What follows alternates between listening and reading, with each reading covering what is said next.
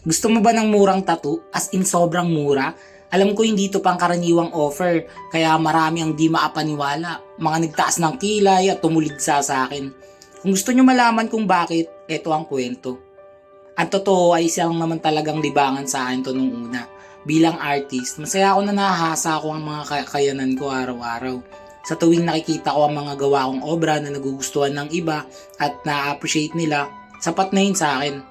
Natatandaan ko pa nung una akong nagtattoo. Kaarawan yun ni Tita Norma. Pinsan siya ng mom ko pero tropa ng tatay ko, yung asawa niya, basta ganun. Nung gabi bago siya mag-celebrate ng birthday niya, ginawa namin ang dating gawin na salubong kung saan magse-celebrate kami ng mas maaga hanggang sumapit yung 12 a.m.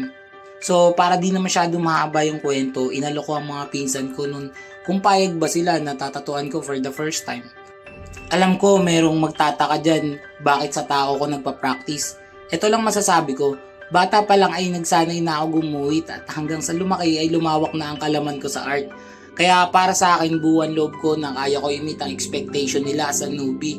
Yung technical skills bilang tattoo artist, inaral ko na rin naman sa mga YouTube videos. Kilala ako ng pamilya ko na mahilig talaga sa drawing. Drawing lang talaga buhay ko nun. Estudyante days kaya kumbaga tiwala sila na di ko sila bibiguin tsaka hindi ganun kalala yung tattoo na ibibigay ko sa kanila as in matatanggap pa nila yung tattoo. At para sa kanila naman naniniwala sila na balang araw magiging mahusay din daw ako na tattoo artist, ibabahagi ko yung talento sa iba. Pwede pang maging inspirasyon. So ito na nga, pumayag sila willingly, hindi ko sila pinilit. Dahil kumpleto naman ang gamit ko as a newbie na binili ko lang noon sa halagang 5K package na yun ha. Yung pagbili ko ng mga gamit pan-tattoo, tsaka yung mga oras na ginugol ko para pag-aralan yun, sabi nila higit pa daw sa salita yun patunay na seryoso ko sa gusto kong gawin. Sinabi pa din nila na ang dami ko raw dala kasi yung mga nagtatattoo daw sa ibang inuman, bukod sa hindi standard yung materials, kung minsan DIY lang na rotary o makina na pan-tattoo. So lumipas ang magdamag, natapos namin ang pinakauna kong tattoo na nagawa. Di ko inaasahan pero nagbayad yung pinsan ko sa akin kahit na sinabi ko nang sa kanyang ako yung thankful kasi nagpatattoo siya sa akin, pumayag siya. That time pumasok na lang bigla sa isip ko, sige tatanggapin ko tong bayad na to pero hindi ako papayag na hindi ako makakabawi.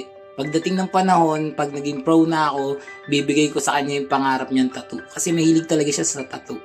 Simula nun, iba ang naging tingin ko sa kalakaran ng tattoo. Sa tattoo, give and take dapat. Ako 2 taon pa lang na nagtatattoo. Pero hanggang ngayon, sobra pa rin ang pasasalamat ko sa lahat ng tanggap ako at ang limit ng kakayanan ko as an artist. Marami pa akong dapat matutunan at gustong marating. Napakaswerte ko na mayroong mga nagtitiwala sa akin. Kaya naman di ko itataas ang presyo ko hanggat alam ko sa sarili ko na hindi pa ako ganun kagaling gaya ng ibang mga professional na meron ng formal trainings. Alam ko dapat bilang responsableng tattoo artist ay hindi ako nagsasanay sa tao. Pero para sa akin kung saan ako komportable ay yun ang gagawin ko para matuto. Basta tapat lang ako sa tao, sasabihin ko sa kanila kung ano yung kaya at hindi ko kayang gawin. Ganun lang. Sana kahit papano ay naipaliwanag ko at naunawaan nyo kung bakit mura ang tattoo ko. Maraming salamat sa pakikinig. Hanggang sa muli.